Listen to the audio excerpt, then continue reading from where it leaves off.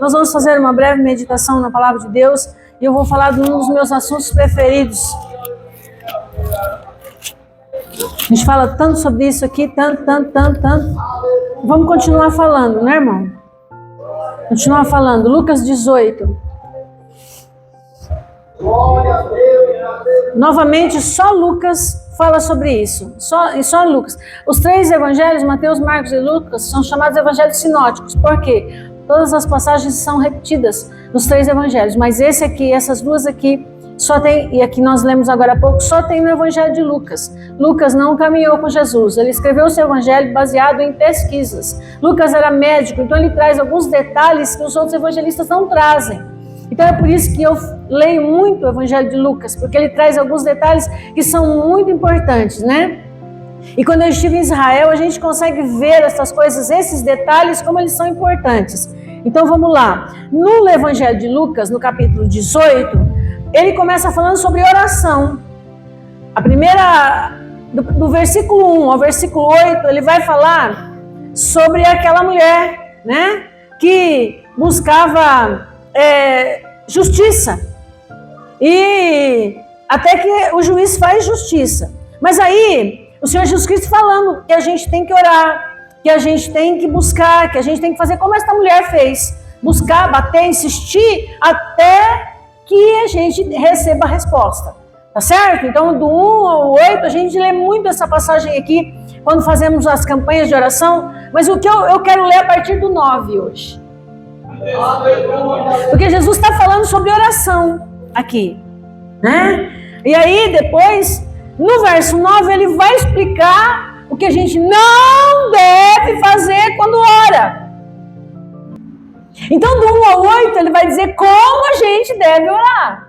E do 9 em diante ele vai dizer como a gente não deve orar.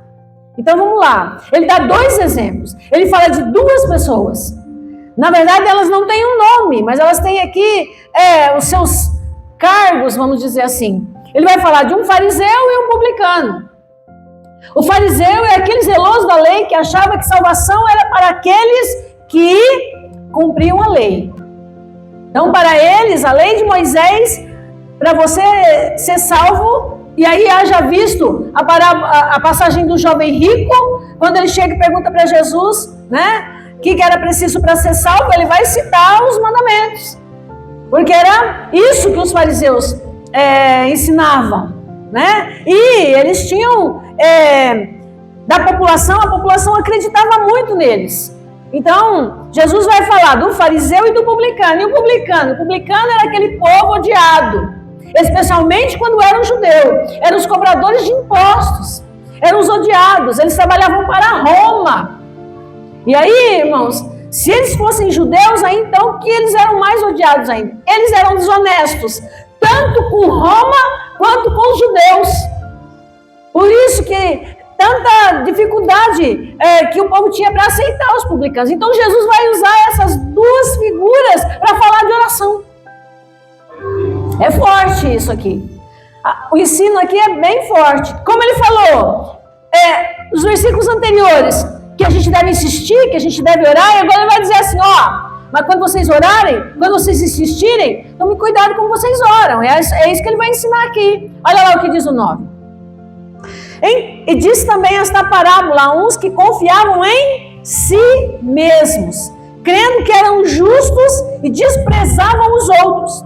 2 homens subiram ao templo a orar, um fariseu e outro publicano. Está aqui, os dois, que eu acabei de ensinar bem rapidamente como era, o que eles praticavam, como era a vida deles. Acabei de dizer. Então ele está dizendo, olha, e essa era uma prática comum. Ir ao templo para orar era uma prática comum. Ele está dizendo que 2 foram, e que eles estavam perto. Ele diz, o fariseu, estando em pé, orava consigo desta maneira. Agora o fariseu vai orar. Olha a oração dele. Ó Deus, graças te dou. Pronto.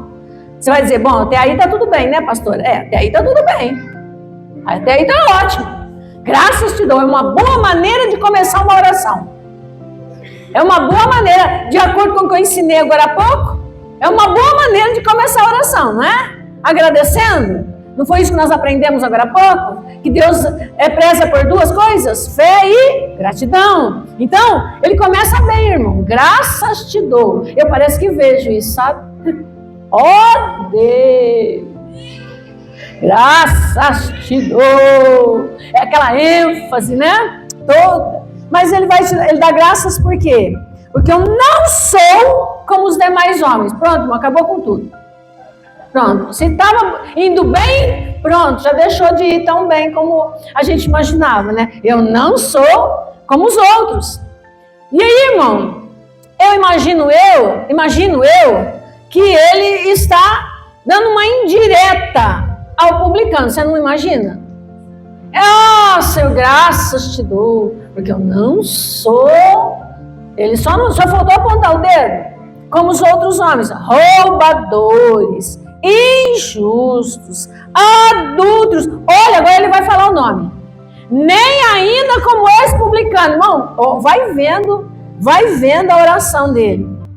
Aí ele vai dizer, por que ele era santo?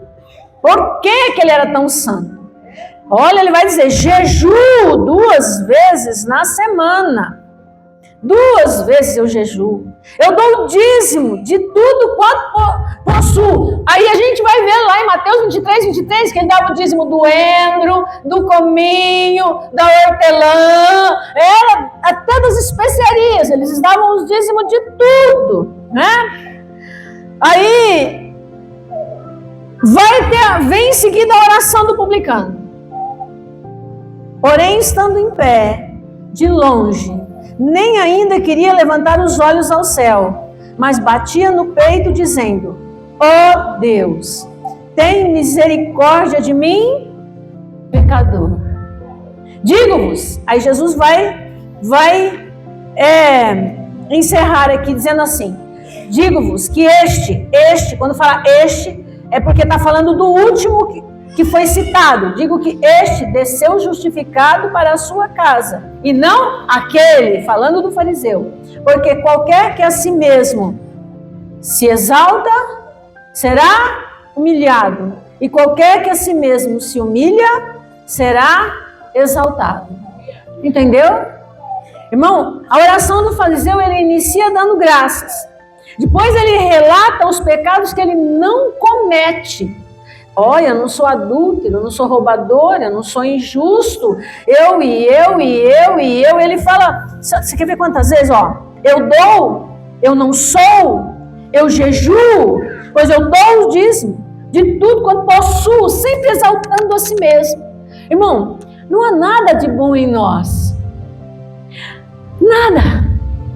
Não tem nada para exaltar em nós, a não ser a misericórdia de Deus, nossa vida que nos alcançou. Só a misericórdia de Deus. Irmão, escute. Se não for a misericórdia do Senhor, se não for o Espírito Santo de Deus nos corrigindo e colocando um freio muitas vezes em nossos pensamentos, em nossos sentimentos, em nossas atitudes, em nossas palavras, a gente tem atitudes más. É só misericórdia de Deus. Não dá para chegar diante de Deus assim, eu mereço, eu não mereço nada.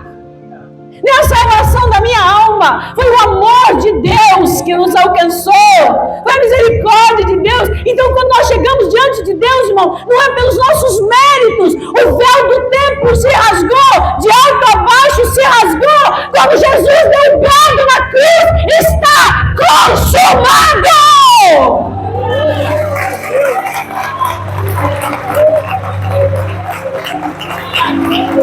Não é o meu brado, não é o que eu faço, não é o que eu sou. E o Senhor disse que jejum que Ele aceita. Qual é o jejum? Está em Isaías 58, do verso 4 ao verso 8. Qual é o jejum que agrada a Deus? Não é apenas esse jejum de deixar de comer, não é a misericórdia, a compaixão. Não é nada que eu faço, é o que Ele fez. Oh, Jeová da glória! É isso que Jesus está nos dizendo aqui, irmão. Porque a gente ora. Sabe por que a gente ora? Sabe por que eu oro? Porque eu dependo dEle. Sabe por que as pessoas não oram? Porque elas acham que são autossuficientes. Não precisa do Senhor.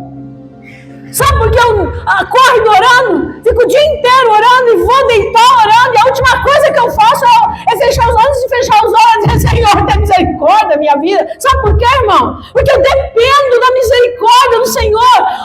Se não fosse as misericórdias do Senhor, eu já tinha sido consumido e você também. Você também. Então não é nada que eu faço.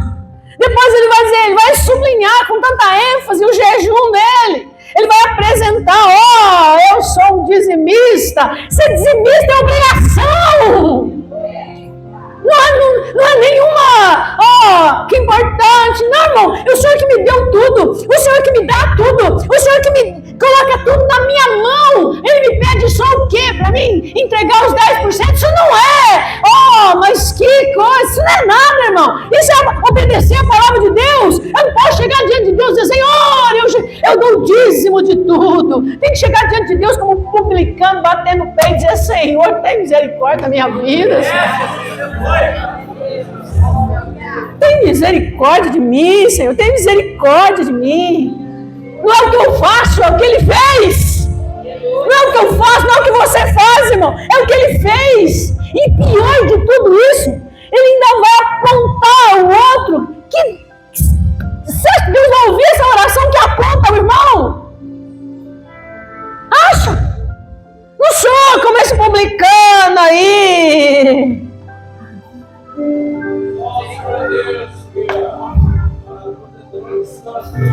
Ainda vai apontar, irmão. Mas o publicano, ele chega diante de Deus com temor e humildade.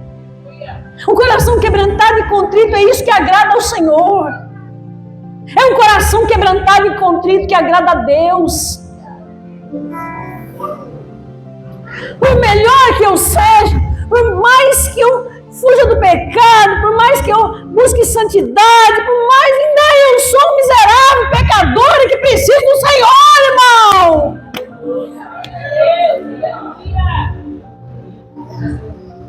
Esses tempos atrás eu vi uma experiência sobre maldade. Sobre maldade.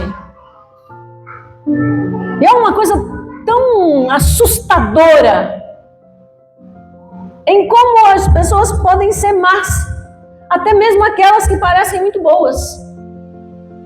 Não sei se você entendeu o que eu quero dizer. Então, que nós vamos chegar diante de Deus o quê? Como eu sou bom?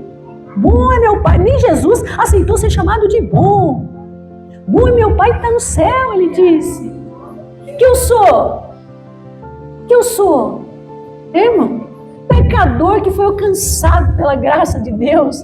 Ai de mim se não fosse o favor do Senhor. Ai de mim se não fosse o sangue de Cristo. Ai de mim, de você. Então quando chegar diante de Deus,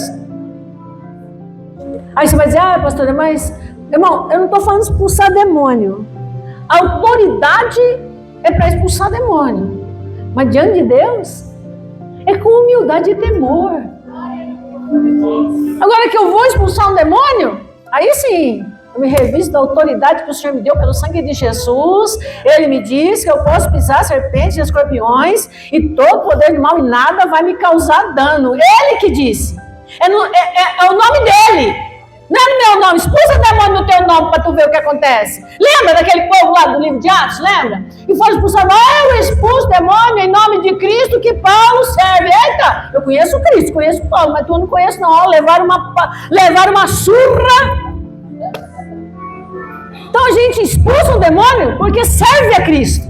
Porque Ele nos deu autoridade. Aí sim, com autoridade. Mas eu chego diante de Deus, reconhecendo a minha condição e o quanto eu sou dependente e carente dele. Ele me reveste de poder, Ele me dá unção para que eu possa pregar o Evangelho, quebrar as cadeias, quebrar as correntes das vidas e saquear o inferno e povoar o céu. Aleluia! Pode ficar de pé. Oh, glória!